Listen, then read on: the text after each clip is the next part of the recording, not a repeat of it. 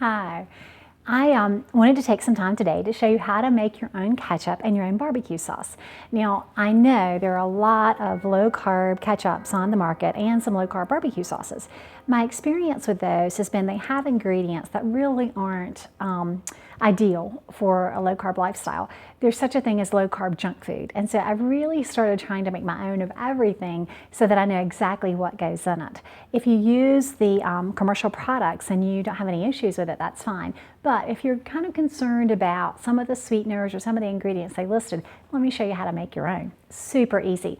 Now what we're going to start with is a ketchup base, and then we can turn that ketchup into a low-carb barbecue sauce.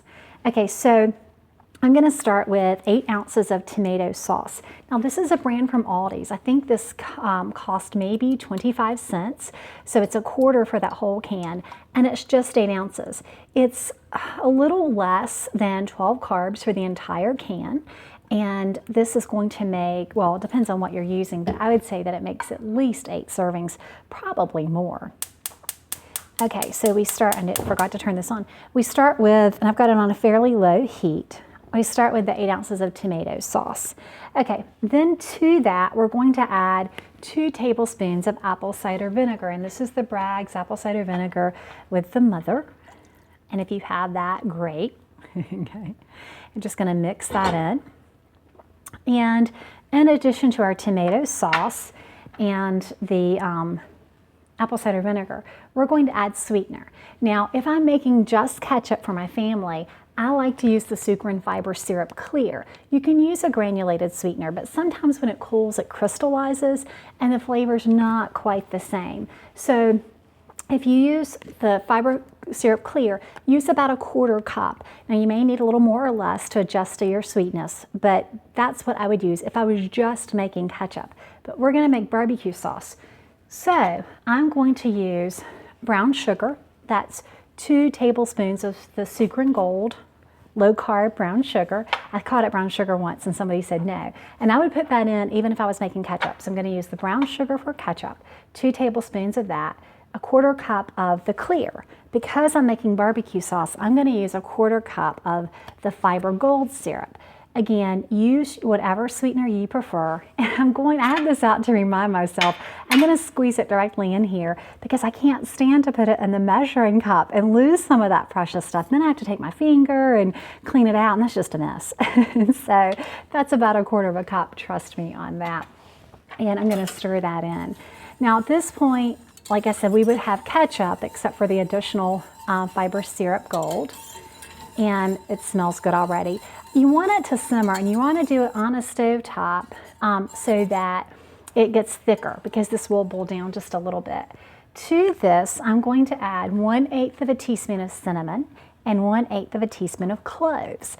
Okay, trust me on the cinnamon and cloves. The first time I used it, and I looked at a dozen other recipes, but the first time I used it, I thought cloves and ketchup, it is that missing ingredient that will make you think you've got Heinz, I promise, or some other commercial ketchup. 1/8 of a teaspoon of the cloves and of the cinnamon. This is garlic, and I'm going to use a full teaspoon of garlic powder, and I'm going to use a full teaspoon of onion powder, and you can use more or less to your taste. Okay, so at that point you can stop because we've made ketchup.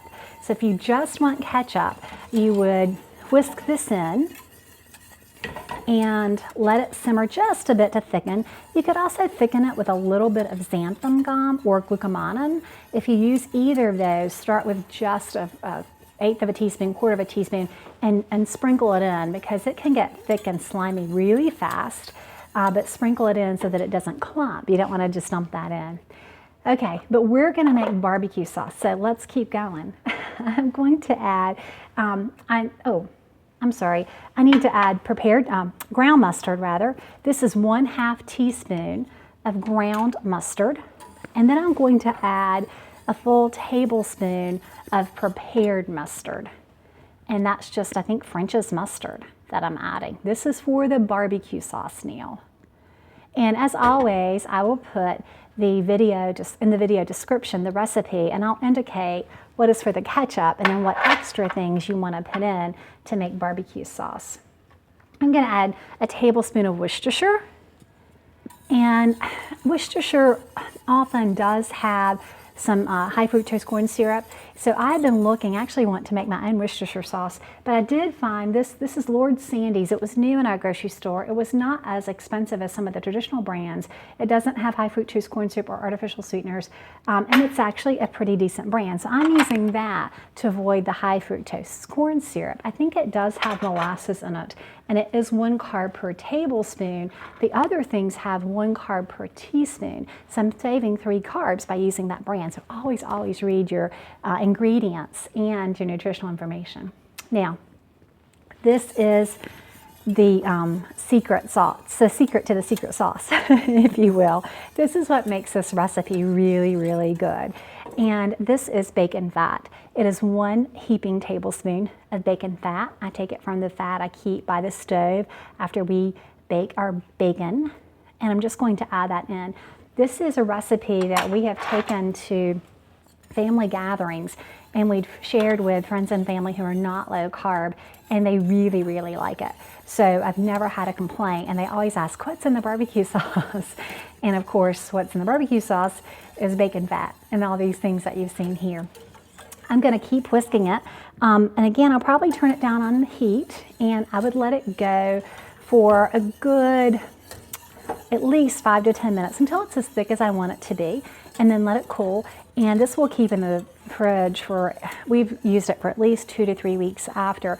And you can see this makes quite a bit of barbecue sauce. It's plenty for my family for at least 3 or 4 meals. And as far as the carbs, a lot of that depends on how you count your sugar alcohols that are in the sweeteners. But the whole thing, the way I've calculated it, the entire recipe with the spices and everything is about, let me say this right, it's about 14 carbs. That's not including the sugar alcohols from the erythritol, because that hasn't had any influence on our blood glucose in the past. So if you make your own homemade ketchup or your own barbecue sauce, I hope that you give this a try and that your family will enjoy it as much as mine.